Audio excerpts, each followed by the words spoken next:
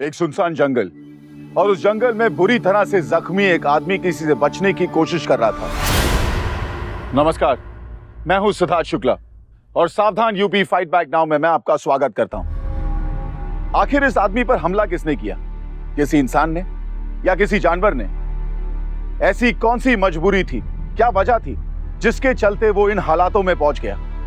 आज हम आपको ऐसी ही कहानी दिखा रहे हैं जिसमें अपराधी इतना खतरनाक है और इतना घिनौना कि उससे लड़ना बहुत मुश्किल है, लेकिन फिर भी किसी ने उसका सामना करने की हिम्मत दिखाई।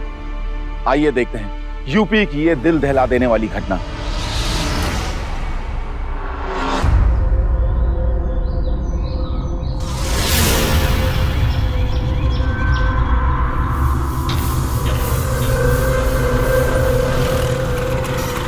भैया, ये 5:30 की बस गई क्या?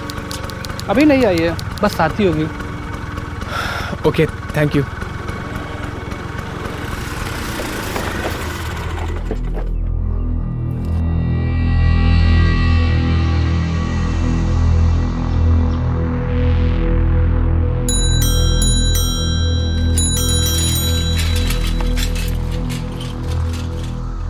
कहा था ना कि बस से पहले हम पहुंचेंगे।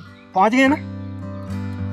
लेकिन आप जानते नहीं हैं कि जो अदिति है ना, वो अभी आई नहीं है। अगर अदिति आ जाती तो मेरा तो कोर्ट मार्शल कर देती। अरे बस आ गई। अरे हाँ,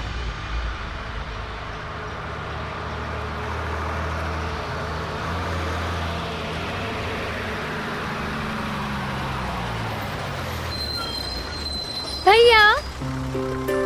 लाओ लाओ लाओ। अदिति। लेकिन आपने रहने दीजिए भैया, मैं ना आपसे बहुत नाराज हूँ। क्यों? पिछले 2 साल से आप मुझसे एक बार भी दिल्ली कॉलेज मिलने नहीं आए।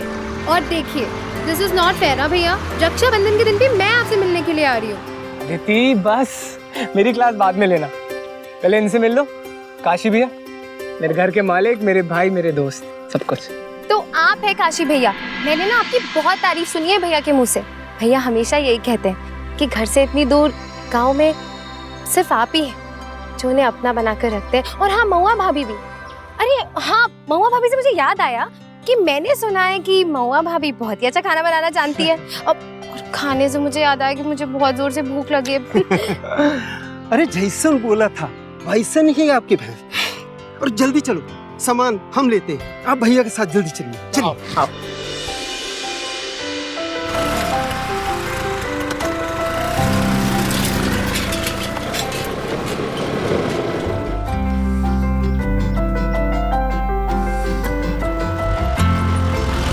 भैया, सोशियोलॉजी में टॉप करने के बाद ये कहाँ आके बस गए हैं आप?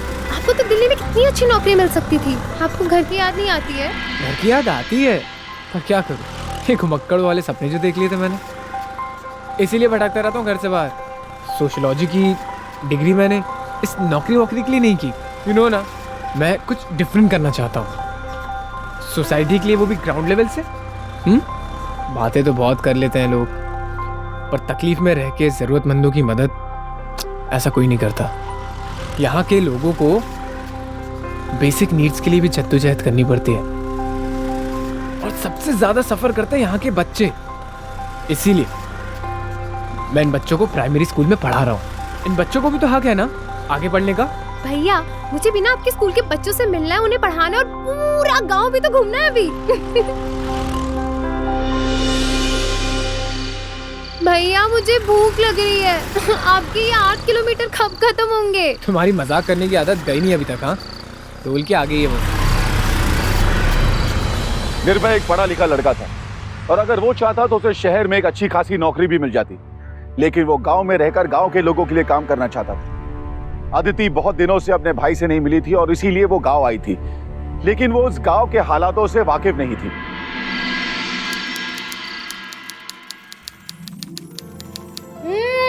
वाह भाभी, क्या खाना बनाया आपने कसम से। दाल, पनीर की सब्जी, चावल, रोटी, सब एकदम अच्छा बना है। इतना अच्छा लगा तो और ले। नहीं भाभी, बस बस बस, मेरा पेट भर गया। दीदी, ये बिना बात को जाने बीच में टांग अड़ाने की आदत तुम्हें गई नहीं है? किस बारे में बात कर रहे हैं आप भैया? तुलना के बीच को बहस कर रही थी। अच्छा वो। भाभी, मुझे एक बात बताइए, क्या ये बात सच है कि जंगल में जो कोई भी जाता है वो कभी वापस नहीं आता। दरअसल जब हम लोग रास्ते में आ रहे थे तो पुलिस वाले ने मुझे बताया कि गांव पर कोई वन देवी भूत प्रेत का प्रकोप है। खाते वक्त वन देवी के बारे में नाम शनाम नहीं बोलते। वन देवी साक्षात देवी हैं, अच्छों के लिए बहुत अच्छी हैं और बदमाशों को जिंदा चबा जाती हैं वो। भाभी, गांव वाले ना मनगढ़ंत अफवाहें करते हैं, मनगढ़ंत बातें करते हैं। उनका कुछ नहीं हो सकता। जो मन में आए कह लीजिए, पर इस बात को अफवाह मत कीजिए, क्योंकि ये बात सच है कि जंगल वाले रास्ते पर जो भी गायब होता है उसका अता पता लापता हो जाता है।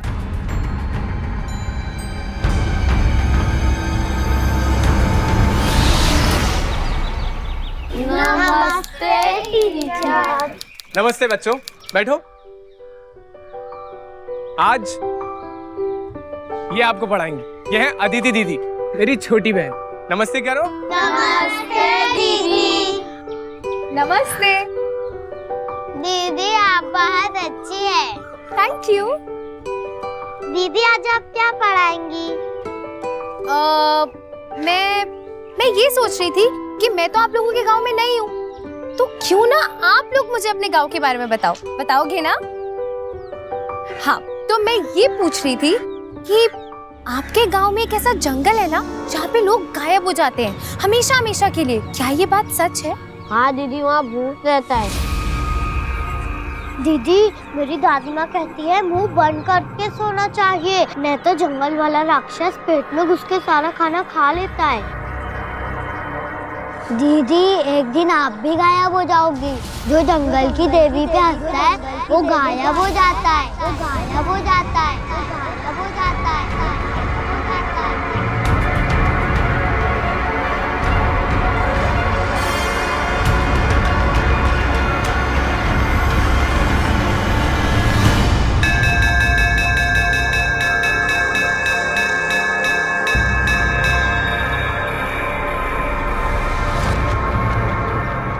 भैया ये सब क्या है? कुछ नहीं है, बच्चे हैं, ऐसे ही बोलते हैं। चले।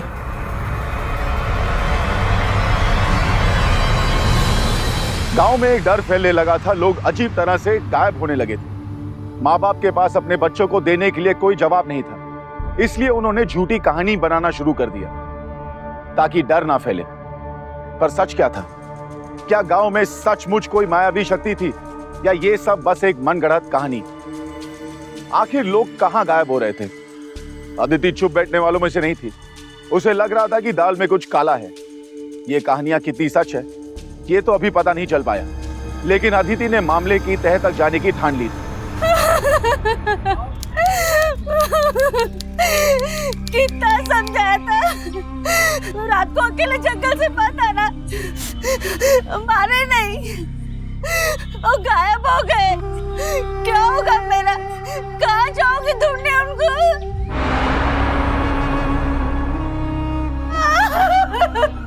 अच्छा भैया, क्या हुआ? जंगल वाले रास्ते से मेरा पड़ोसी रमेश गायब हो गया कल रात। उसकी मेहरारू है। काशी भैया, ये भी तो हो सकता है कि रमेश कहीं रुक गया हो, गायब हो गया। ये कैसे कह सकते हो आप? अरे बहन, कहीं और गए होते तो आ जाते। अब तक तो जंगल के शैतान निगल गए होंगे उसको। ये कैसे धकियानुसी बातें कर रहे हैं आप लोग? ऐसे कैसे कोई गायब हो सकता है? जंगल में जरूर कोई गिरोह है जो अफवाहें फैलाकर लोगों को गायब कर रहा है। वाह, बिल्कुल सही कहा आपने मैडम। कानून भी अफवाह और अंधविश्वास को नहीं मानता, लेकिन इंसान जब कुछ अजीबोगरीब घटना घटते हुए देख लेता है ना, तो अच्छों की नजरिया जो है ना वो बदल जाता है। हमने भी इस जंगल में अजीबोगरीब घटना घटते हुए देखा है, इसलिए हम चुप बैठे हैं। अरे आपको पता भी है कि इस भूतिया जंगल के डर से यहाँ कोई पुलिस इंस्पेक्टर, कोई कांस्टेबल अपना ट्रांसफर नहीं करवाना चाहता। अरे बातें करना बहुत आसान होता है मैडम, समझिए आप। ये जंगल है और ये लाश भी नहीं मिलेगी आपको यहाँ। और पंचनामा हमारा काम है, हम करवा देंगे। अब हो गया, जान लिए सब कुछ। जाइए, हमें काम करने दीजिए। चलो चलो चलो देखो।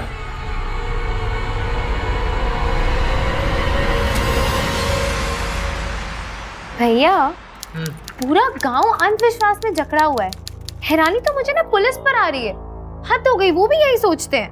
अब समझ में आया कि देहात में क्यों आके बसा हुआ हूँ मैं। और सबसे ज्यादा जरूरत यहाँ के बच्चों को है एजुकेशन की। जिससे एजुकेटेड बच्चे अपना फ्यूचर खुद डिसाइड कर सके।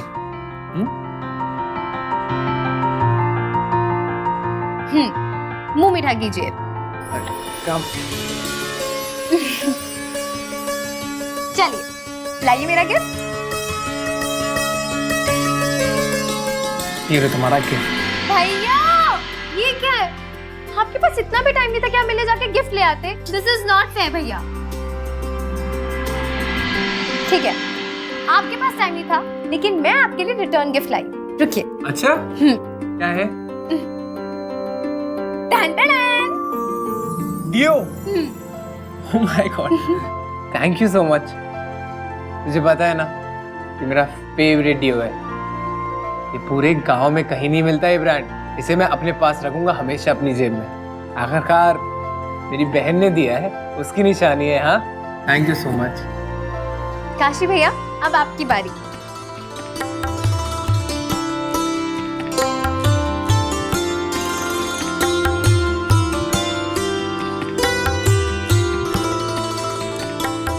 ये लीजिए, मुंह मीठा कीजिए। बस खिला दूंगी।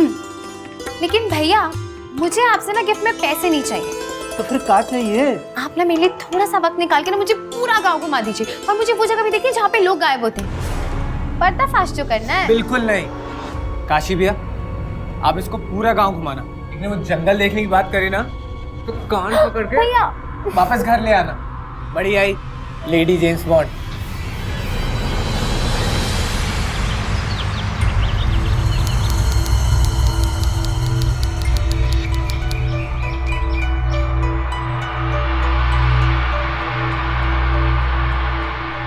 भैया भैया भैया भैया, वो देखिए वो जंगल। अब प्लीज मुझे वो जंगल दिखाइए ना जहाँ लोग गायब होते हैं, प्लीज। ना रे बाबा ना, मास्टर जी से मुझे डांस सुनवाएगी। पता है ना उन्होंने क्या हिदायत दी हमें? पता है मुझे, लेकिन भैया वो क्या है ना, मेरे मन में ना एक खलबली सी मचती है। प्लीज भैया, मुझे वो जंगल देखना है, मुझे कुछ नहीं पता, प्लीज। ठीक है, लेकिन मास्टर जी से मत बोलना, ठीक है? ठीक है, तो चल। चलो। भैया, कहने को ये गांव है बहुत छोटा, पर है बहुत सुंदर। कैसा लगा हमारा गांव? बहुत अच्छा। वो देख रही हो ना, वहां से जंगल शुरू होता है। भैया कितना घना जंगल है। चलो, अब बहुत देर हो गया, घर चलते हैं। चल। भैया गांव घूमने में तो बहुत मजा आया, लेकिन आउच!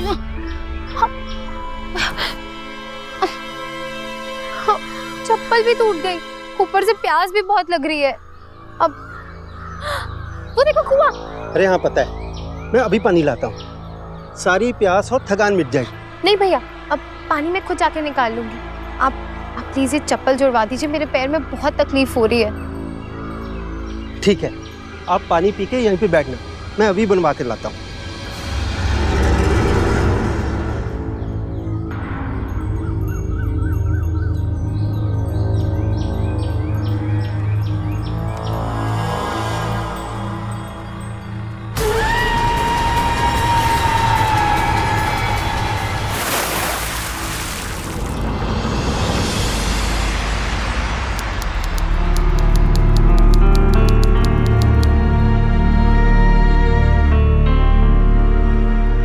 घबराओ नहीं, तुम बिल्कुल सेफ हो।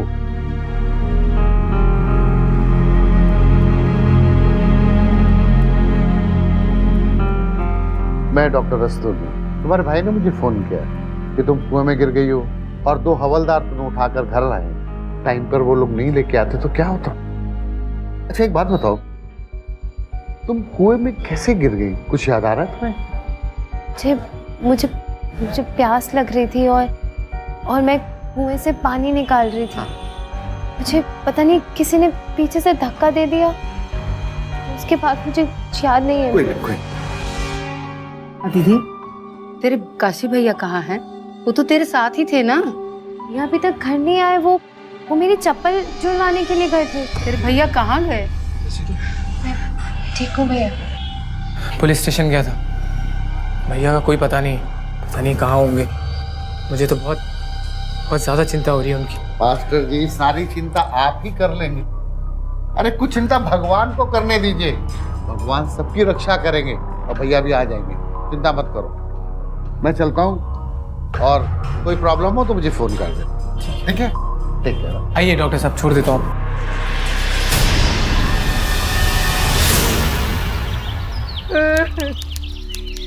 पता नहीं कहाँ चले गए, उनका कुछ पता नहीं चल रहा है।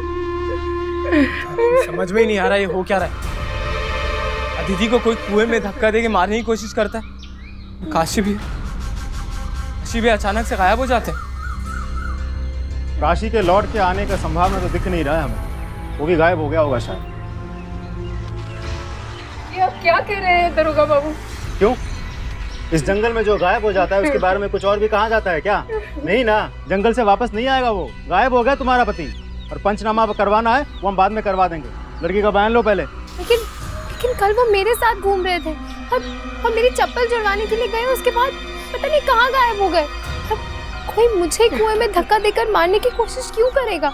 अच्छा, तो अब जाके आपको इस बात की गंभीरता समझ में आई? इस जंगल में ऐसे ऐसे अजीब घटना घटती रहती है जिसके साथ तर्क वितर्क का कोई लेना देना नहीं होता मैडम, और इसीलिए इस जंगल के आसपास हमने पहरा बिछा के रखा है। भाभी आप प्लीज रोइए मत, काशी भैया के बारे में जरूर कुछ ना कुछ पता चल जाएगा, हिम्मत रखिए। अरे हिम्मत उन्हीं के साथ चली गई अदिति। अदिति चलो, बस का टाइम हो गया। भैया मैं ना भाभी को छोड़कर कहीं नहीं जा रही, मैं यहीं रहती हूँ भाभी के साथ। बच्चों जैसी बातें मत करो, इस बारे में कुछ बहस नहीं होगी। अब मैंने कह दिया ना। मैं जानता हूँ किस सिचुएशन से गुजर रही, पर ये मत भूलो कि तुम पे भी जानलेवा हमला हुआ है। मैं तुम्हें इस खतरे में नहीं डाल सकता। तेरा दिल्ली जाना ज्यादा इम्पोर्टेंट है, तेरा करियर ज्यादा इम्पोर्टेंट है। तेरा ना इस गाँव से और ना इस समस्या से कोई लेना देना है, ठीक है? दिल्ली जाएगी, पढ़ाई करेगी, अपने करियर पे कॉन्सेंट्रेट करेगी। हाँ भाभी, आप ही समझाइए ना दीदी को प्लीज। हाँ अदिति, निर्भय भैया सभी कह रहे हैं। आप हिम्मत रखिए, रोइए मत। मेरा दिल कहता है काशी भैया जरूर आएंगे। भैया आप प्लीज पुलिस से रिक्वेस्ट कीजिए कि वो ढंग से तहकीकात करें। मैं वादा करता हूँ तुमको विदा करने के बाद मैं इंस्पेक्टर से ही मिलने जा रहा हूँ, और अगर हो सका तो डीएसपी एसपी सब तक जाऊंगा। काशी भैया मेरे अपने थे, और उनका गायब होना, मैं प्रॉमिस करता हूँ तुझसे, मैं इस गायब होने के पीछे कौन है, किसका हाथ है, मैं इस बार पर्दाफाश करके रहूंगा। हाँ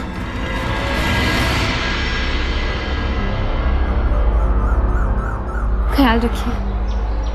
तू भी अच्छे से जाना।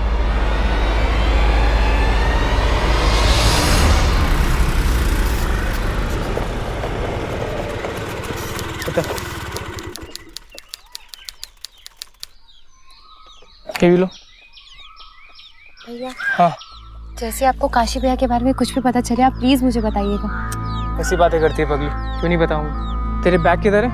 हाँ, ये तेरा बैग, खाने का डिब्बा इस बैग के अंदर है। खाना टाइम पे खा लेना, ठीक है?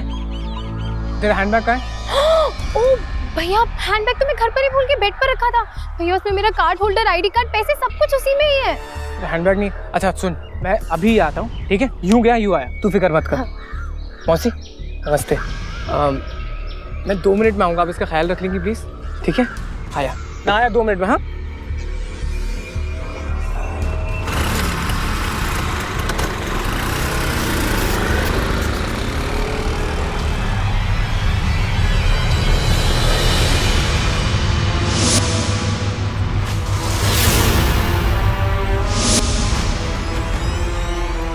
भैया अभी तक नहीं आए।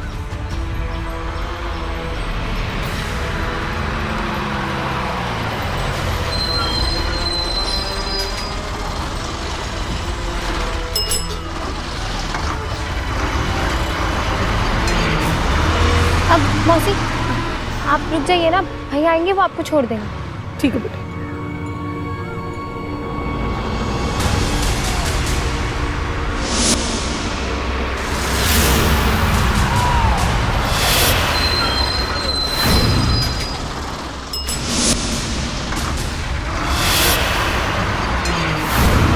number you have called is currently not reachable.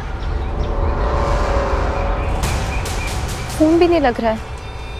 वैसे तो हर वक्त मुझे लापरवाह बोलते हैं, आज पता नहीं मेरी बस भी मिस करवा दी, कहाँ रह गए पता ही नहीं चल रहा है। मौसी पहले भैया ने कभी ऐसा नहीं किया, हम चलते हैं ना, घर चल के देखते हैं क्या बात, ठीक है?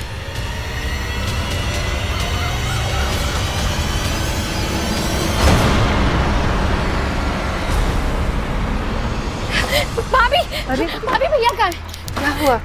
नहीं भैया तो यहाँ नहीं आए, तुम दोनों साथ ही में बस स्टॉप पे गए थे ना? आप बात कर रही हैं? भाभी भैया को गए हुए 3 घंटे हो चुके हैं, वो मेरा सामान लेने घर पर आए थे। 3 घंटे से? हे भगवान, लेकिन मैं सुबह से यहाँ बैठी हूँ, वो तो नहीं आए। पता नहीं कहाँ चले गए भैया, उनका फोन भी नहीं लग रहा है। Number you have called is currently not reachable. अरे क्या हुआ भाग्यवान? 3 घंटे हो गए मास्टर जी को निकल के, अभी तक घर नहीं पहुँचे। अच्छा, अपने गांव से और एक आदमी गायब हो गया, वो भी मास्टर जी। कोई गायब नहीं हुआ है भैया, बस यहीं कहीं गए होंगे। आप लोगों को बातें बनाने में बहुत मजा आता है ना, प्लीज जाइए यहाँ से और अपना काम कीजिए। चलिए जी।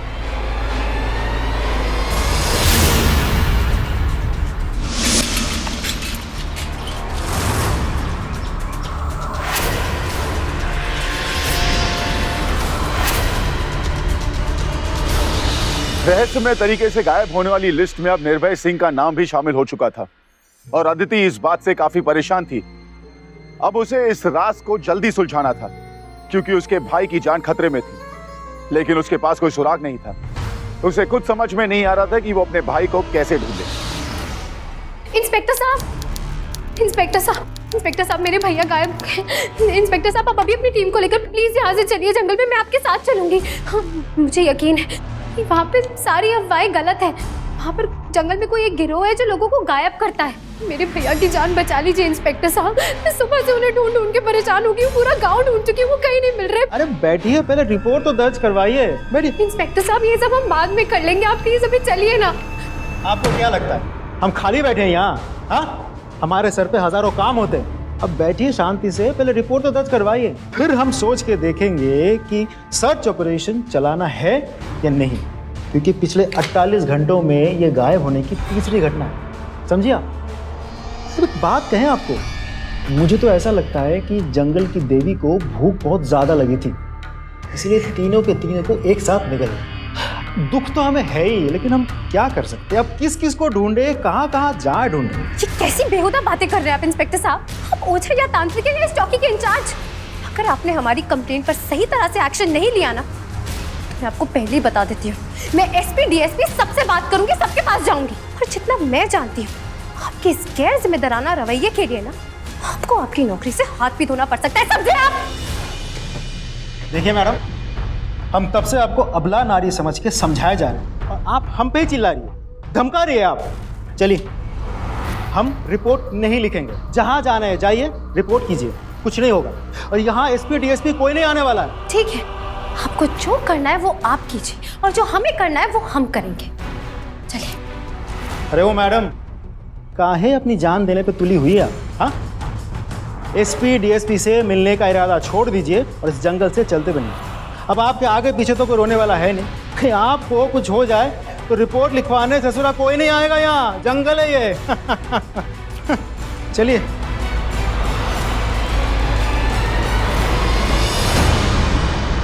पुलिस हाथ पर हाथ धरे बैठी, अंधविश्वास फैला रही। अगर हम सब लोग मिलकर जंगल में जाकर तलाशी लेंगे ना, तो मुझे पूरा यकीन है वहाँ जरूर कोई ना कोई सुराग मिलेगा, जिससे ये पता चल जाएगा कि आखिर लोग गायब क्यों हो रहे हैं। इनकी बात में दम लगता है चाचा, हमें जंगल में तलाशी अभियान लेना चाहिए। अगर कोई आदमखोर जानवर भी हो तो उसे कब तक के खुला छोड़ेंगे? बिल्कुल सही कह रहे हैं आप, आखिर डर कर कब तक जीते रहेंगे। मैं वन विभाग के अधिकारी से बात करूंगी। देखो, तुम्हें जो करना है तुम करो, मगर ध्यान से। अभी अभी जवान भाई गायब हुआ इसका, ऐसे में कम से कम तुम तो अपने घर सही सलामत लौट जाओ। कायर नहीं हूं मैं जो इन अफवाहों के डर से मैदान छोड़कर भाग जाऊं। मेरे भैया को, काशी भैया को जिसने भी गायब किया है ना, उसे सजा दिलवाए बिना जाऊंगी नहीं मैं यहाँ से।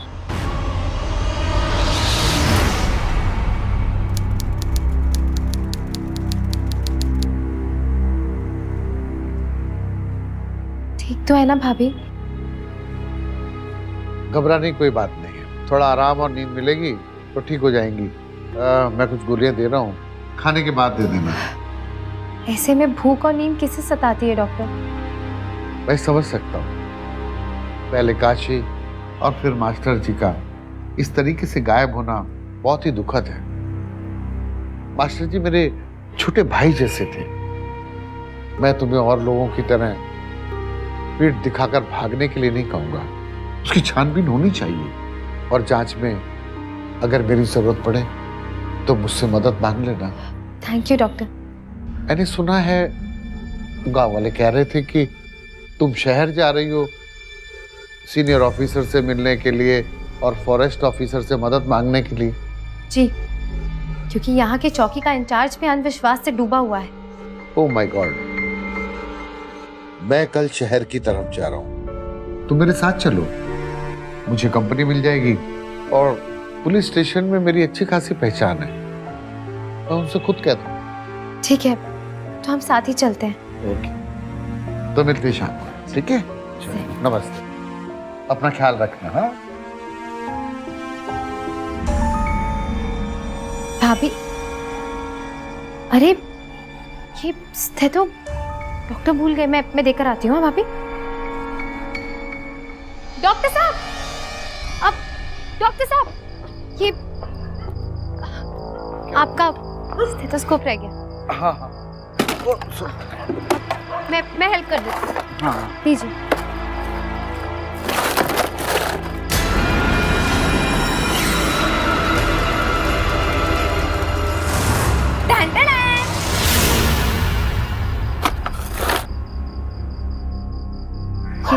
Thank you, thank you.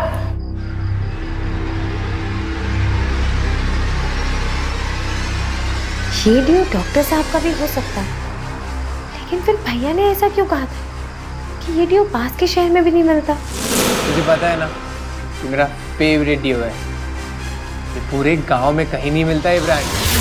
अगर भैया का ड्यू है तो डॉक्टर साहब के पास क्या कर रहा है? क्या भैया के गायब होने में डॉक्टर साहब का कोई कनेक्शन है?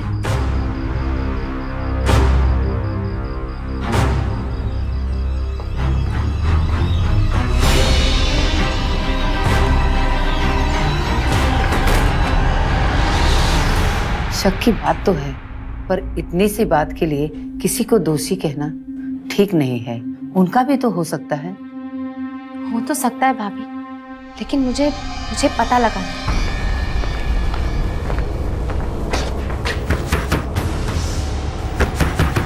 इस वक्त कौन होगा, मैं देखती हूँ। नमस्कार आदित्य जी। हाँ? हमने आपके भाई की रिपोर्ट दर्ज कर ली। देखिए, आपने हमें थाने में गुस्सा दिला दिया था ना, तो इसलिए हम भी जरा गुस्से में आ गए थे, वरना हमारे जैसे मेहनती और सच्चा पुलिस इंस्पेक्टर आपको यहाँ कहीं नहीं मिलेगा। और आपके भाई मिल जाएंगे, जमीन आसमान एक कर देंगे। आप अब चिंता मत कीजिए। और देखिए, आप पे वैसे भी एक हमला हो चुका है, तो हम चाहते हैं कि आपको हम पुलिस प्रोटेक्शन दें। लेकिन ये सब, अदिति जी बात सुनिए हमारी, आपके घर के आसपास 2 पुलिस कांस्टेबल हमेशा रहेंगे। कभी भी आपको जाने की जरूरत पड़े आप पूछ के जाइए। अरे लेकिन मैंने पुलिस प्रोटेक्शन मांगा ही कब है? आप अपना काम कर रहे हैं, अपनी ड्यूटी कर रहे हैं, ये अच्छी बात है।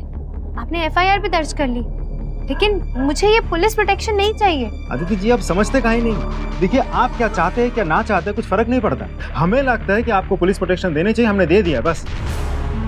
ओह अच्छा, समझ गई मैं सारी बात।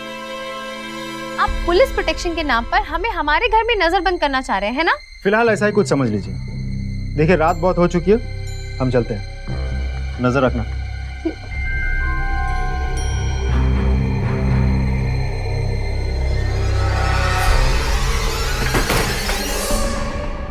भाभी, भाभी, कुछ ना कुछ तो गड़बड़ है।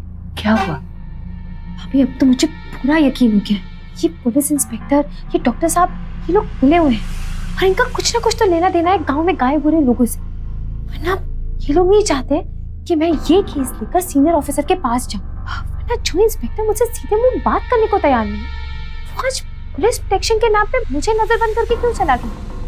बात तो तुम सही कह रहे हो, अब क्या करेंगे?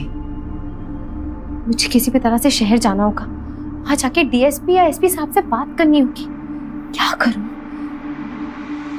भाभी, मैं इस खिड़की से भाग जाती हूँ, आप सब संभाल लीजिएगा, ठीक है?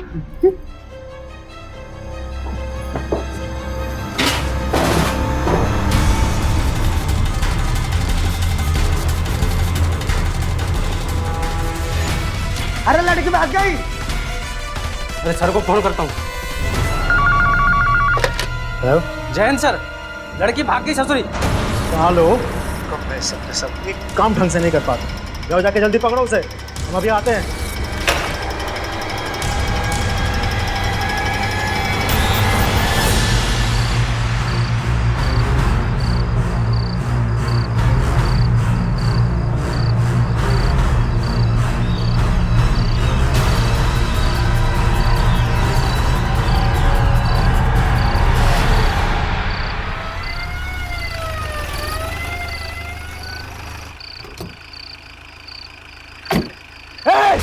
सो रहा हो यहाँ?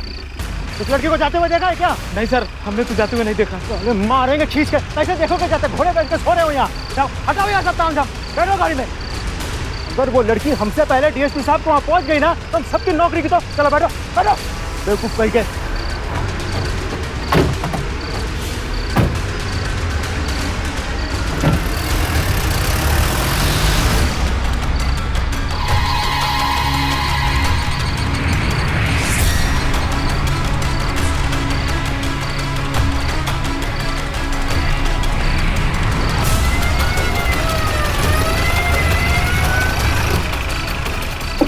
लड़की मिली क्या? तुम लोगों से एक लड़की संभाली नहीं जाती। बैठो चुपचाप।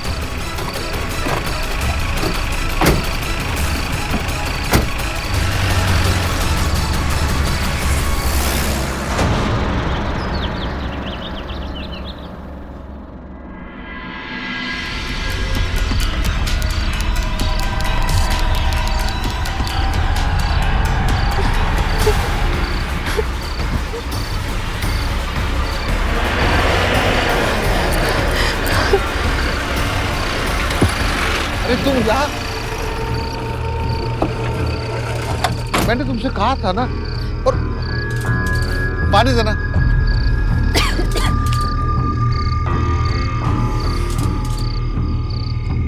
और पी लो पानी।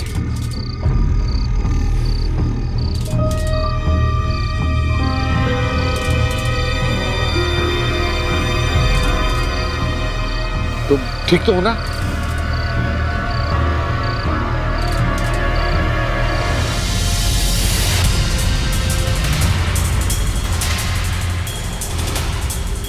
आदित्य जी नमस्कार। नमस्ते जी, नमस्ते। सर, मेरी बात का यकीन कीजिए, ये डॉक्टर और थाने का इंस्पेक्टर दोनों मिले हुए हैं और गांव में गायब हो रहे लोगों के पीछे भी इन्हीं का ही हाथ है। देखिए आदित्य जी, हम आपके बात पे यकीन भी करें तो बिना सबूत के सब छूट जाएंगे। पूरे गिरोह को पकड़ने के लिए हमको ठोस सबूत चाहिए। आप इतनी हिम्मत दिखा रही हैं तो हमारी थोड़ी मदद करेंगी? कैसी मदद करनी होगी सर? आप उन लोग के बीच में जाइए। आपकी बात में सच्चाई है तो आपको मारने की कोशिश करेंगे, बट डोंट वरी, हम वहाँ सादे कपड़े में मौजूद रहेंगे। बस एक बार ठोस सबूत मिलना चाहिए। क्या आप उन्हें रंगे हाथ पकड़वाने के लिए रिस्क उठा सकती हैं? जी सर, अपने भाई के लिए और बाकी गांव वालों की भलाई के लिए मैं ये रिस्क उठाने को तैयार। ग्रेट।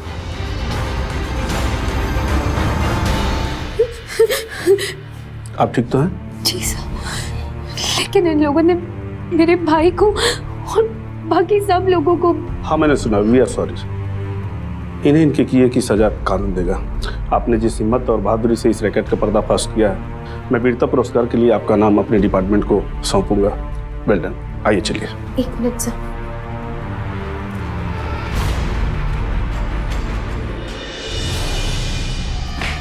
हम लोगों का अवैध किडनी का व्यापार अच्छा खासा चल रहा था, लेकिन डिमांड बढ़ गई थी। वैसे तो किडनी ट्रांसप्लांट के लिए ब्लड ग्रुप, क्रॉस ग्रुप और एंटीजन सब मैच करना पड़ता है। रेयर ब्लड ग्रुप के लिए जो किडनी मैचिंग होती है उसके दाम अच्छे मिलते हैं। एक वीक पहले हमें एक पार्टी मिली थी जो हमें AB नेगेटिव ग्रुप की किडनी के लिए 30-30 लाख रुपए देने को तैयार थी, लेकिन उन लोगों को किडनी बहुत जल्दी चाहिए थी। क्योंकि मैं डॉक्टर हूं, मुझे मालूम था कि गांव में 3 लोग का ग्रुप AB नेगेटिव है। ले जाओ इन दोनों को। चलो चलो।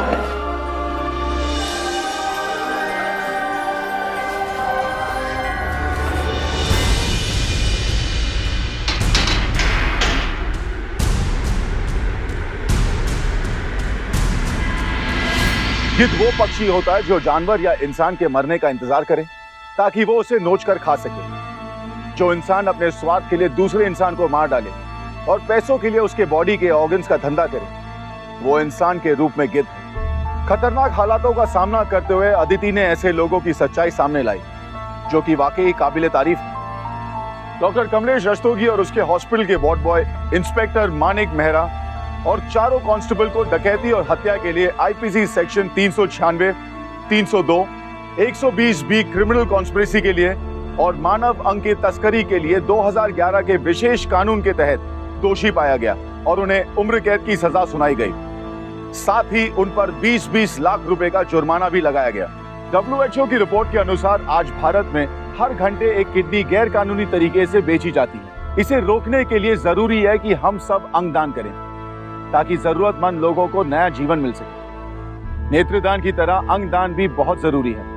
हर साल करीब 2 लाख लोगों को किडनी ट्रांसप्लांट की जरूरत होती है, जिसमें से सिर्फ 3 या 4 हजार लोगों का ही ट्रांसप्लांट हो पाता है। ये इसलिए क्योंकि अभी भी काफी कम लोग हैं जो अंगदान करते हैं। याद रखिए कि मरने के पश्चात भी आप किसी जरूरतमंद को एक नया जीवन दे सकते हैं। फिर होगी आपसे मुलाकात यूपी में एक और सच्ची घटना के साथ। तब तक सावधान यूपी, फाइट बैक नाउ।